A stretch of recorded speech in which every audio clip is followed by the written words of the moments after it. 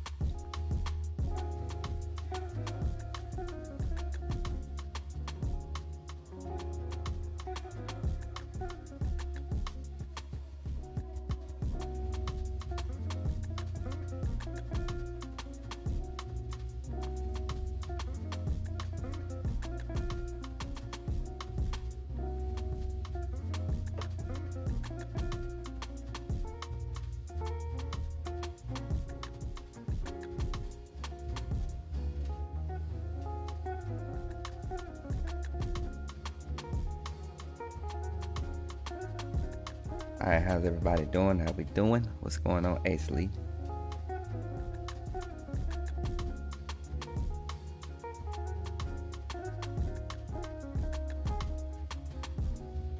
I can get my thing to work so I can mute myself. There we go. Right at the open, we saw a strong supply response off of a supply zone that was created during the pre-market hours.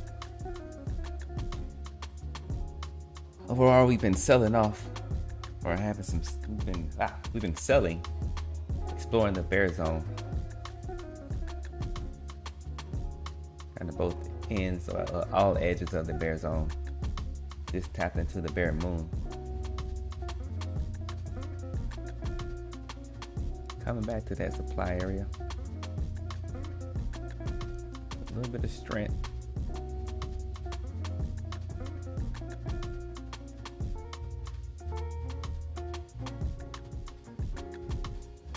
Looks like we want to lift the supply.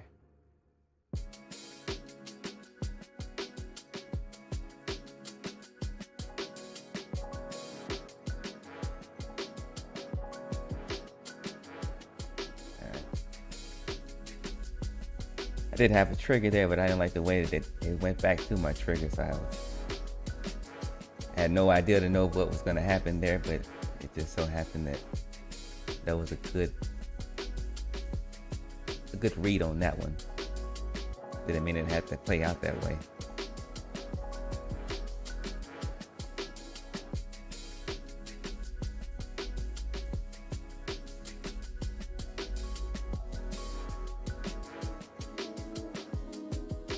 Got a little strength taking us back into supply on this nice strong supply hunt.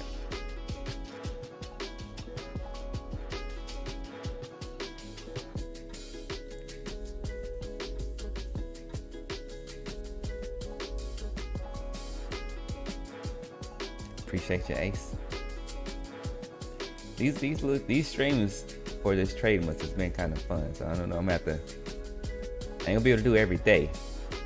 It is a lot to do, to jump on the stream every day, but I have to work in doing some more live trading for 2023. Today, of course, is the last trading day of 2022.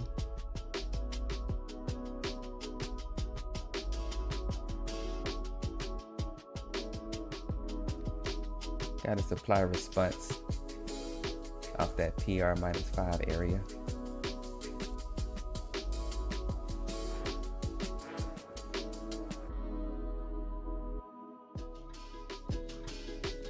Every time I say that word area, I think of that movie. I think the name of it is Just Go With It, when he kept saying the downstairs area.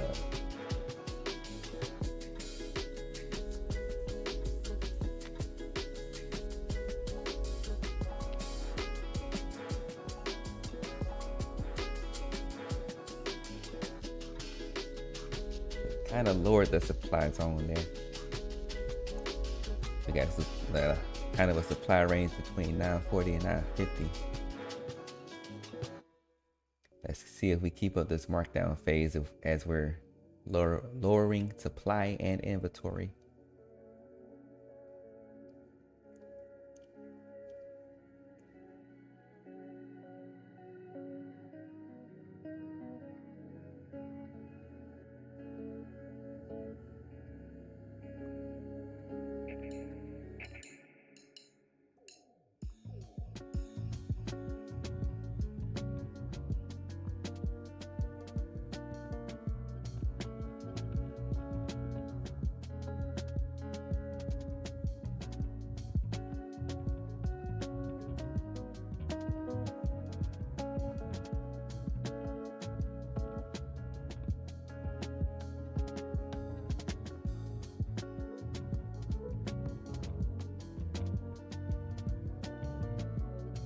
So far, we got a couple touches of inventory at 920.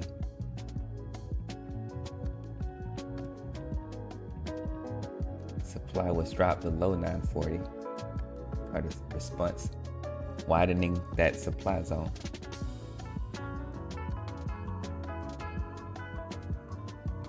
All right, back at that inventory above 920. Still getting inventory touches right at that same area.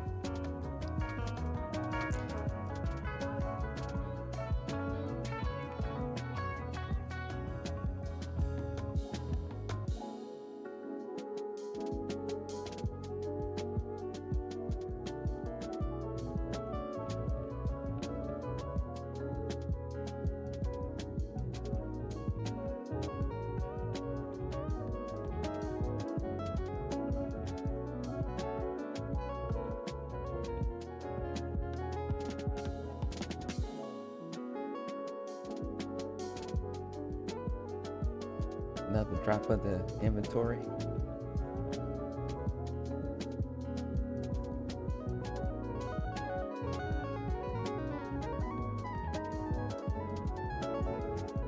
Pretty strong lift back to supply.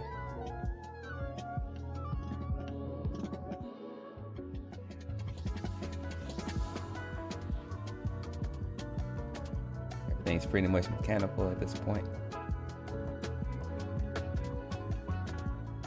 Got some MSRP above 940 that we're front running.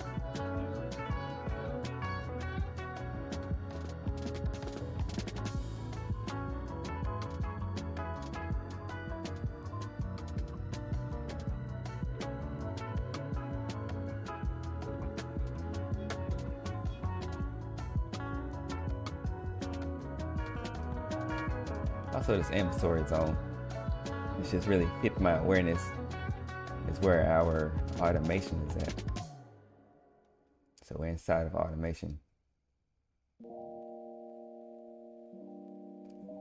So at some point, it would be fair to expect a break out of this markdown phase.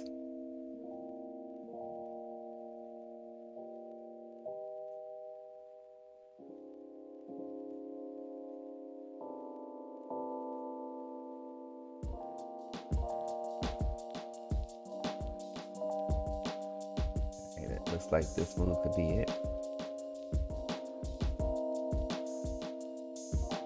Could also be a fling shot back in the other direction, but so far we're continuing to push the inventory lower. Back to our overnight session low.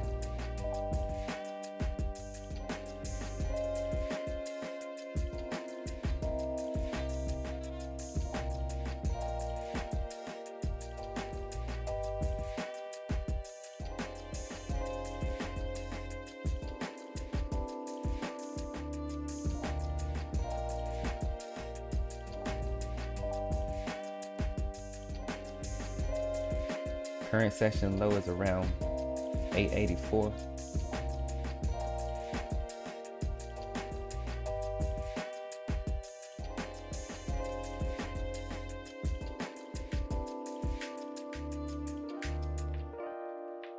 So what we're looking at right now is if we want to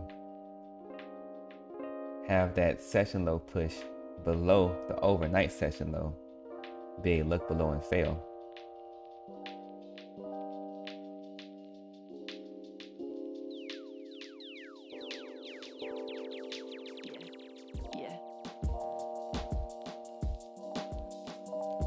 Current price action is telling us that we may see a continuation lower.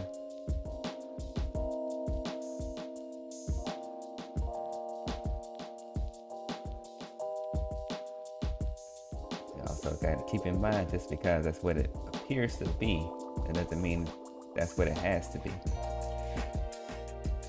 It's really not even, it's like beyond chess. I'm gonna say this is chess, not checkers. A little bit deeper than chess. Right.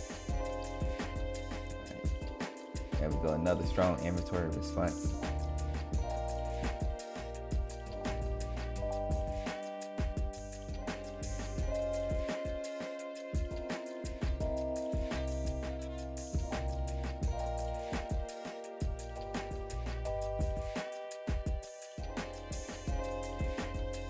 Our game maker is not shy about how they move price around this morning.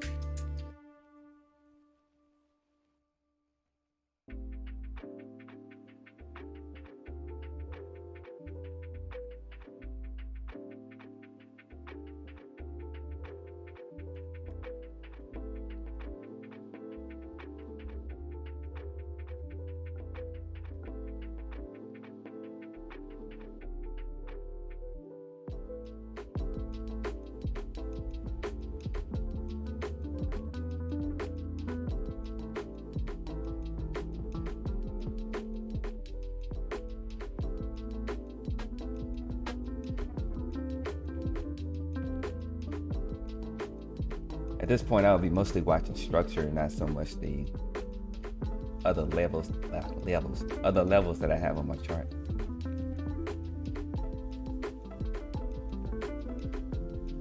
Structure and price action.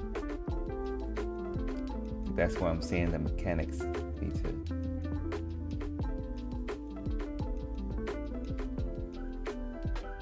are being more consistent too. It's just from my perspective. Of course.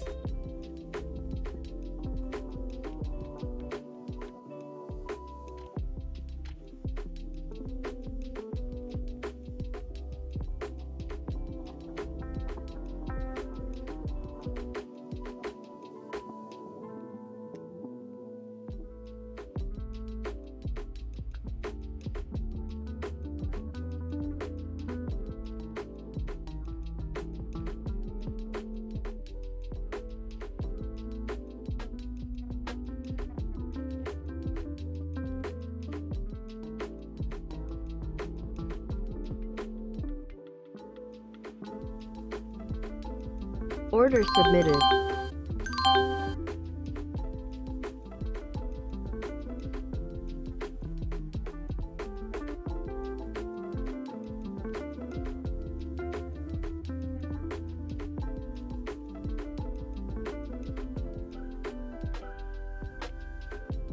Order filled.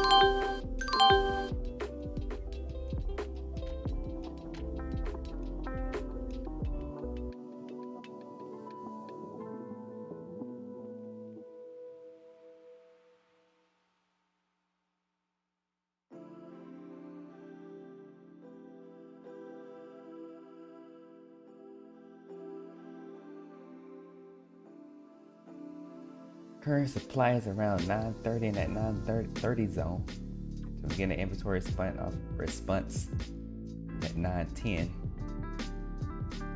Order filled.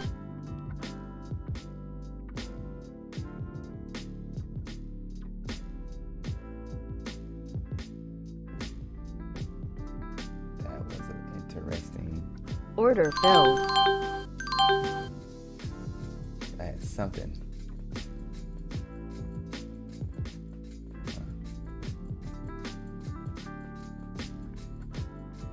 I had a late order fill there, so I wasn't really sure what happened, but it was in NinjaTrader, so I was just filled my position completely. But obviously, whatever it was worked out because I'm seeing green everywhere. Let's see, got about 15 minutes before halftime. Probably gonna be another one and done day for me. I mean, it's the last trading day of 2022 before a long weekend, which is more important than the actual year. But then I got trade triggers to focus on. It's been a positive week, positive month, so might as well end it on a already locked in positive note.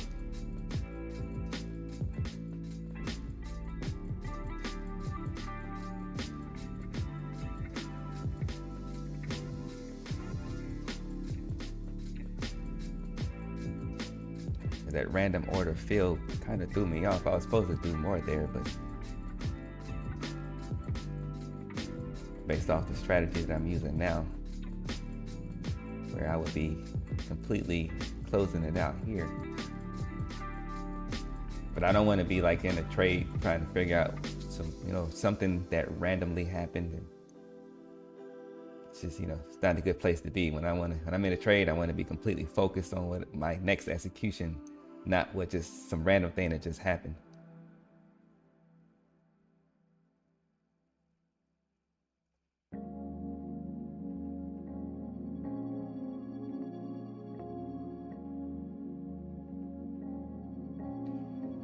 I'm making an attempt to, getting close to the session low, getting an inventory response at that session low.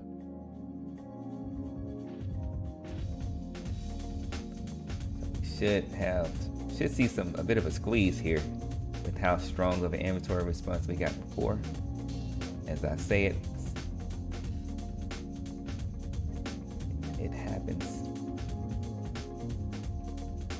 I wouldn't be surprised for us to slow down after a while and see some sort of a retest. Doesn't mean it has to go all the way back to the previous session low. Session low.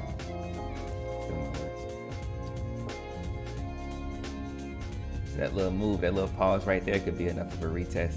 We are seeing volume stack up there around 870 as we continue to drop the inventory.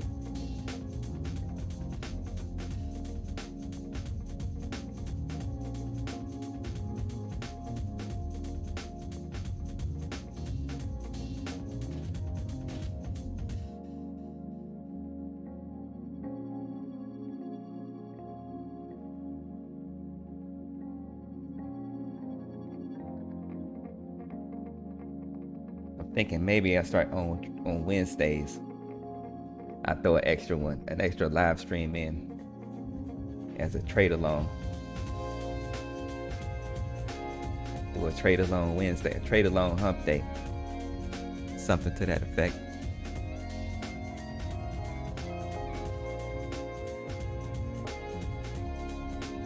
And it will not continue with the regular FTR on Mondays and Fridays.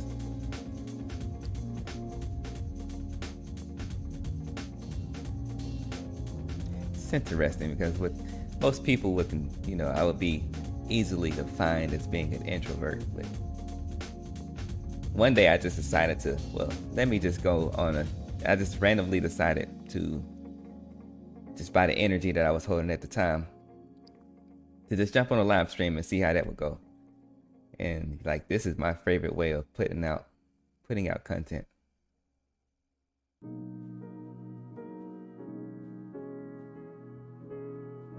Now, I say that's interesting because there's a belief out there that introverts are better at written content, which is kind of weird because most people on YouTube consider themselves to be introverts. Now, again, how I play with labels, I don't really stick to one label.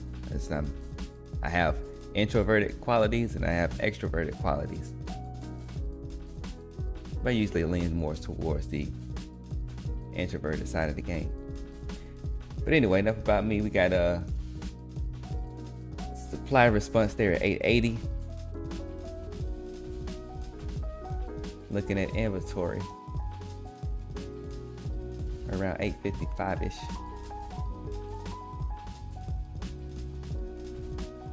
We're starting to see some negotiating here. Kind of riding my automation area, my automation indicator.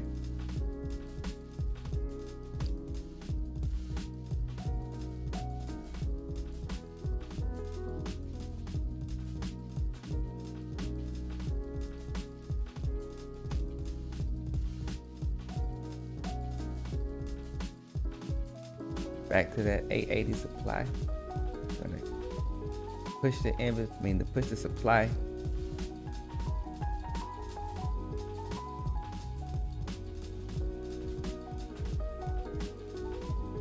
Brief pause to negotiate at 890 before we see a supply response back into automation.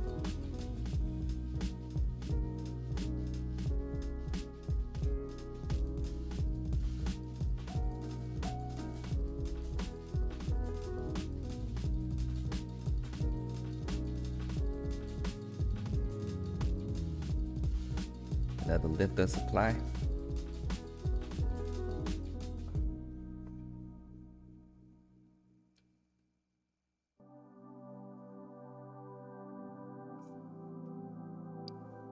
Gonna take a brief pause from the mic for a minute to check something out.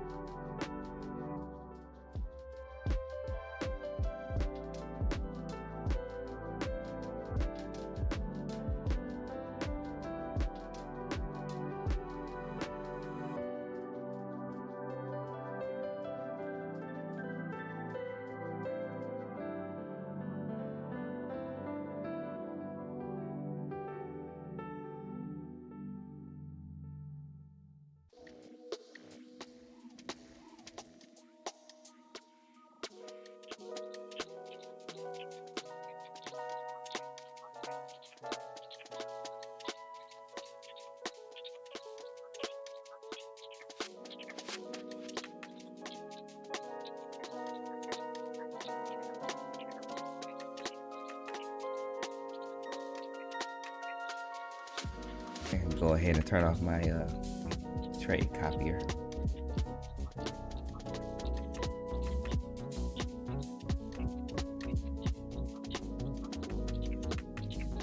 So do a bit of back office stuff since I'm already get some of my screenshots in.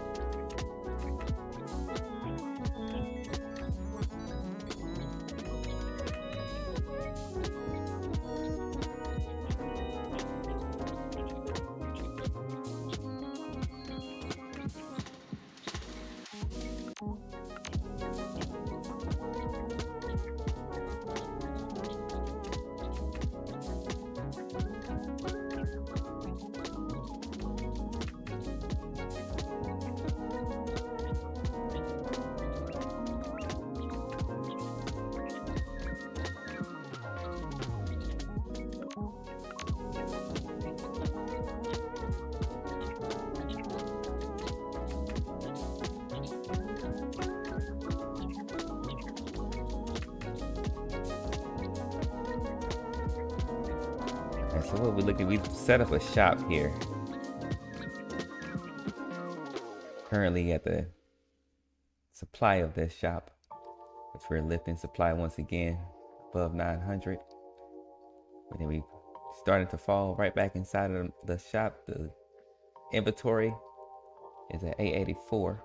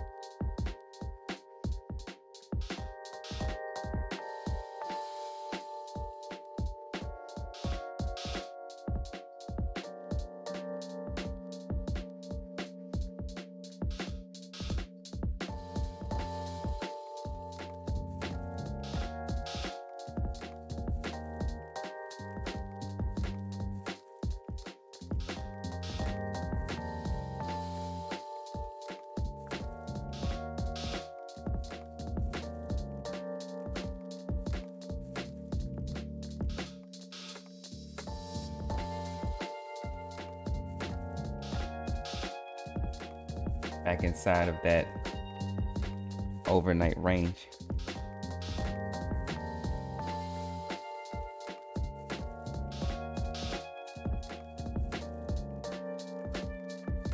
Finally made it above the MSRP that we kept front running.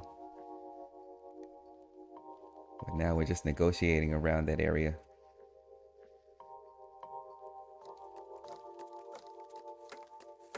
That gave us, that's a zone pretty much around 905.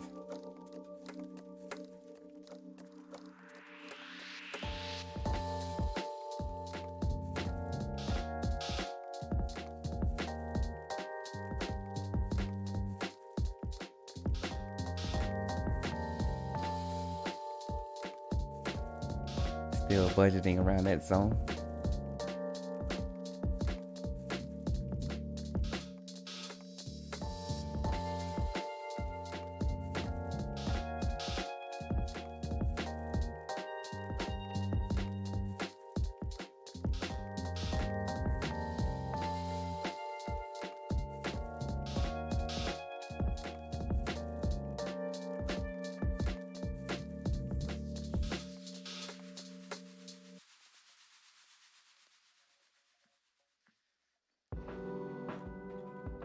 I can expect to see a supply lift there. Again, we can expect what we want. Doesn't mean it has to happen, but we are getting a supply lift.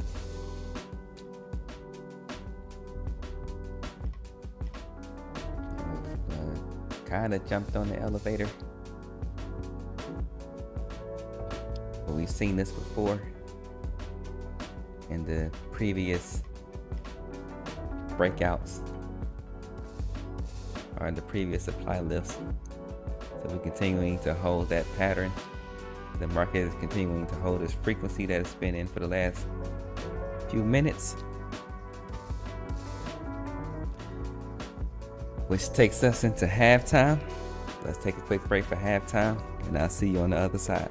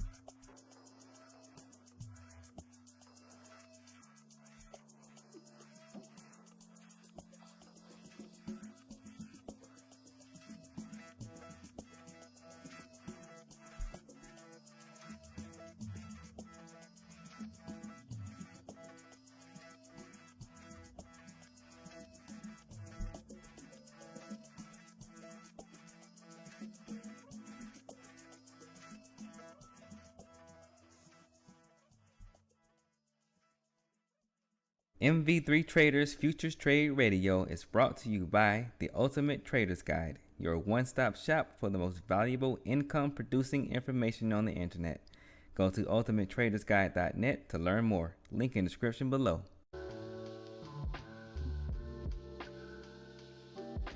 All right, mic check, mic check, mic check. Welcome back to the second half.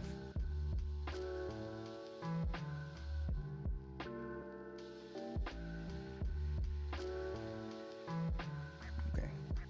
All right, sound's coming through good. I don't want to have another situation where, like before, I forgot to check my mic. All right, anyway, let's get into this. All right, so welcome back to the second half of Futures Trade Radio for this segment of Trader Triggers. So for today's Trader Trigger, to close out 22, this one's going to be one more build on what has transformed into the overall theme of the month. That theme being reaching your potential or your peak potential as a trader, right? That theme kind of just came by way of how the energy has flowed for this month. So for the potential final piece of this build, this talk is going to be about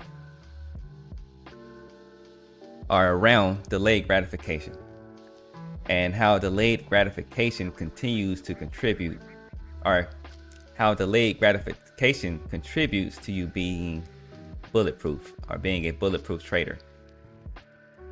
So, and this one comes by way of me hearing people that talk about the mistakes that they made when they were getting started with trading as a newbie, as a beginner trader.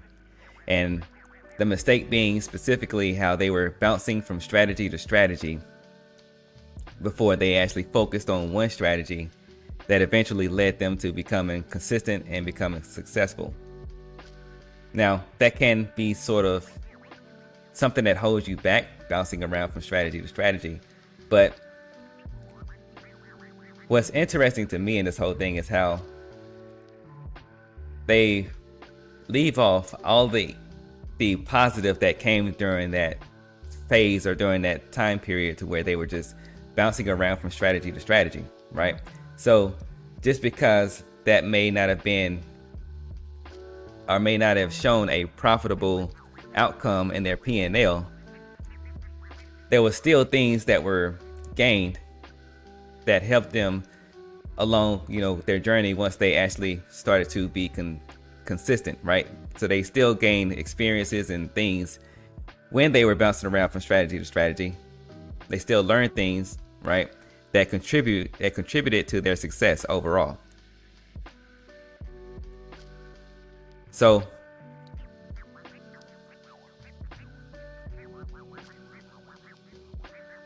for this talk, what we're going to do is we're going to talk about some of the benefits that you can see or that you can achieve through a phase of bouncing around from strategy to strategy, what I'm referring to as strategy hopping.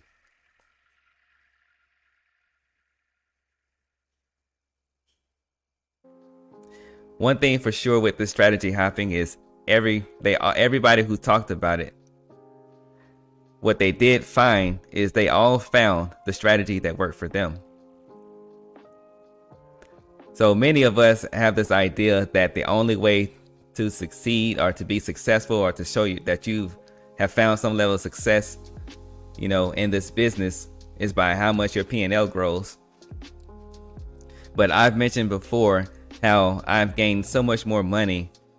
I've gained so much more than money that I've made along my journey, right, through my participation in this environment, right? So we're all here to make money, of course, but from my perspective, from what I've experienced, the market has so much more to offer, right? One of those benefits for me being is how deeply I understand myself at this point.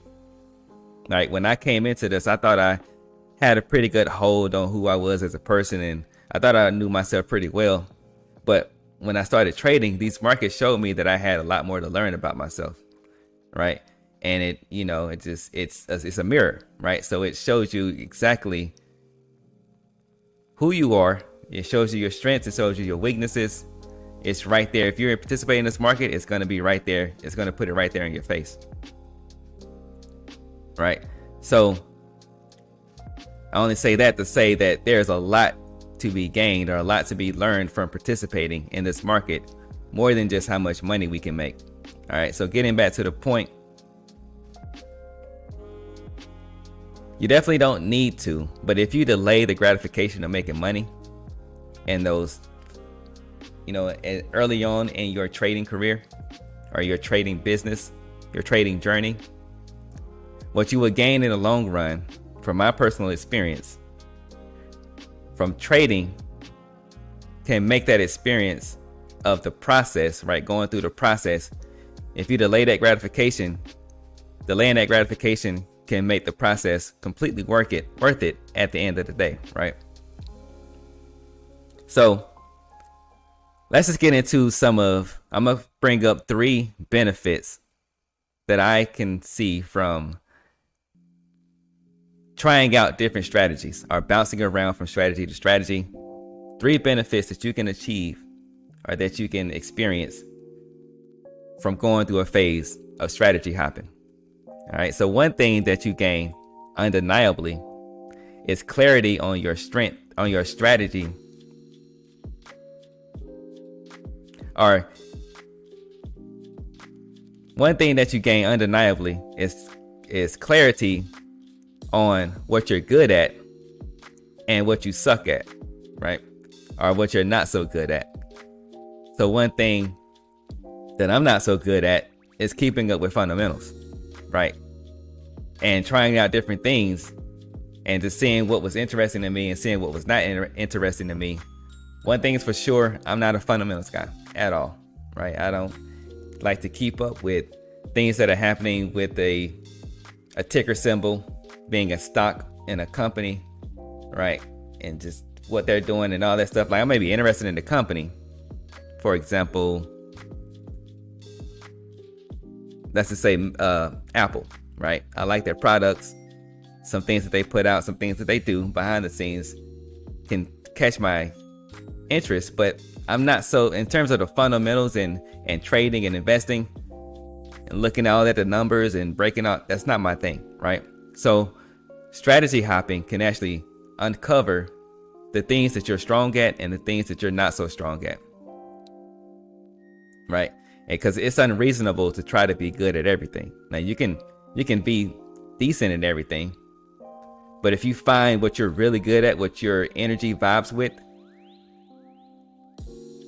when you want to level up, you can, it helps to lean into that, understanding what that is. So strategy hopping can help you understand what you're really good at, what your frequency really vibes with.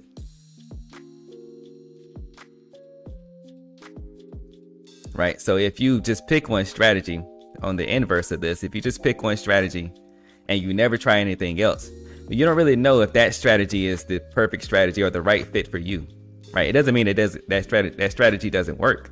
That strategy could work for you. It could give you profits. But how do you know that there's maybe not another strategy that works better? Or maybe, like, for me, energetically, I feel it. So I can feel like the strategy that I started out with, I can look back in hindsight and see where that strategy worked and where it didn't. And I can look and see, actually, I recorded this for like a year and a half, at least a year and a half to 2 years. I recorded how my strategy should have worked every single day. And that strategy would have given me money, right? I would have made money with that strategy over the long term. However, I just energetically, I felt like there was more. Now, what's interesting about this, before we move into the next benefit, is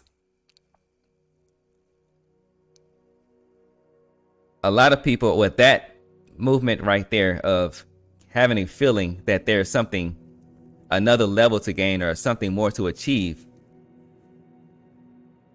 A lot of people in this industry, they will say that that's not the way to go, right? and to say, well, you just need to focus on one thing.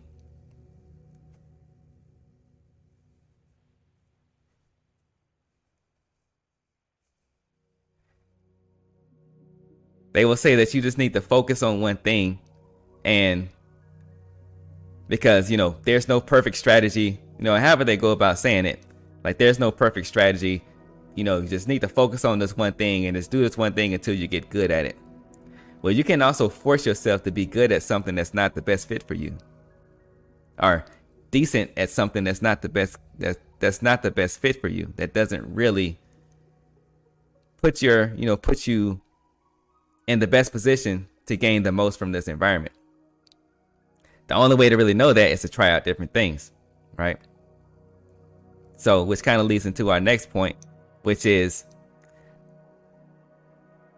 by strategy hopping and learning different strategies, you're not going to be stuck to just one single approach, right?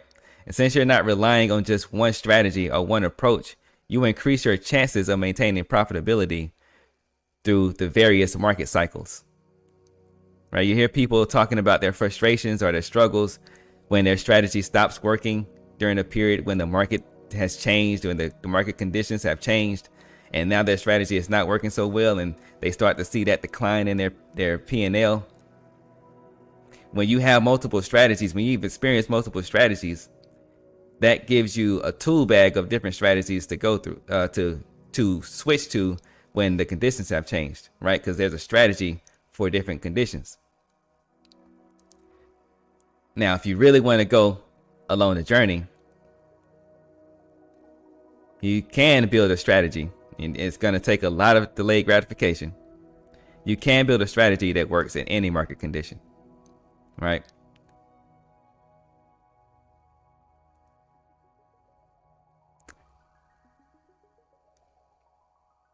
So just going back to the multiple, experiencing multiple strategies, one way to build that strategy that survives through multiple market conditions is you got to test out different things, and you got to go through the strategy hopping phase.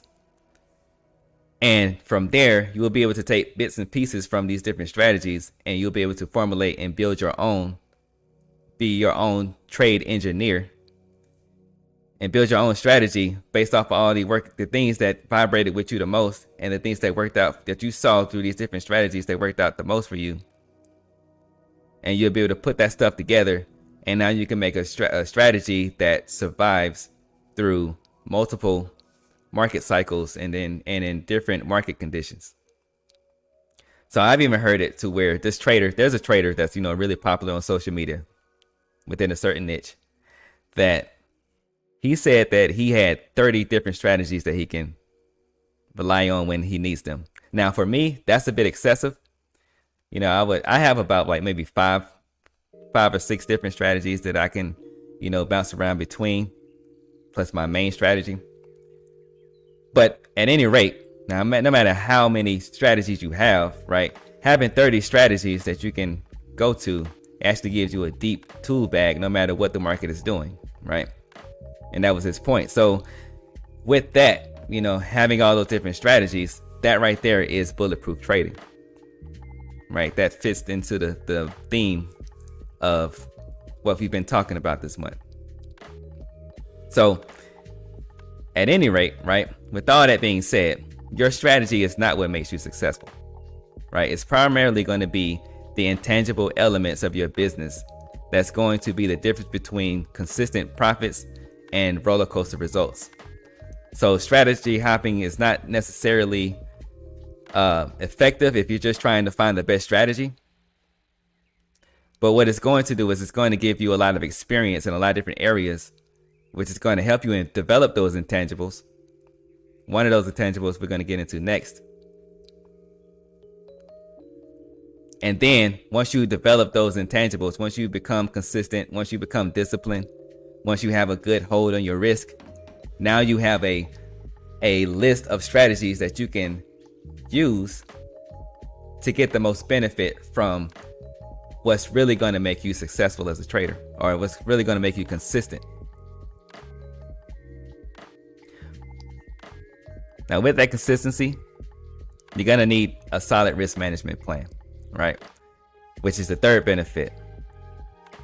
And one thing that strategy hopping for sure teaches you is the risk associated with this environment, right? This is one of my favorite things about these prop firms, by the way, where I've been able to fully explore the risk side of how I participate in this market and the risk associated in this environment, right? Having real risk on the table by paying for the funded or the evaluation accounts, right? Going through the funded process, right? But at no point that I ever had to put up the full amount of risk to take each trade, right? So you get to significantly minimize your risk, but you get to fully explore what it means to, take wide stops or to have tight stops and try to, you get to explore the full range of risk associated with participating in this environment, right? So in my journey, it may have been hard to understand looking from the outside, but the risk I was taking on my trades, especially when I had the biggest losses, all of that risk was calculated. I wasn't just wildly swinging for the fences. I allowed myself to fully gain that experience. So now I have a base of firsthand knowledge that I can use to tweak my plan, to tweak my risk management plan, and also develop as a trader. Something that I wouldn't have had if I wasn't willing to delay the gratification, I would have been, if I was super focused or concerned about the rise of my P&L or making as much money as I possibly, or making money as quickly as I could.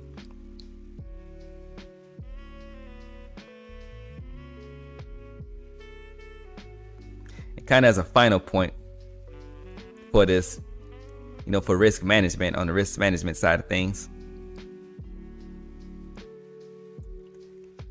there are certain strategies or trading techniques that the gurus speak strongly against, right? And the main reason these strategies, such as, averaging down, something like that, are so taboo is because the risk associated with trading in such a way is huge, right? That's, the reason why these strategies are so taboo is because there's a lot of risk that's associated with it. Now, when it works great.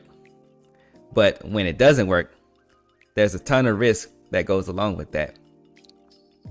But what I've learned from personal experience, from firsthand experience, is that it's completely possible to use these strategies for consistent results. But you just have to understand how to effectively reduce the risk, which is the hard part. That's the hard part. It's easy to see these taboo strategies and how they could produce positive results for you.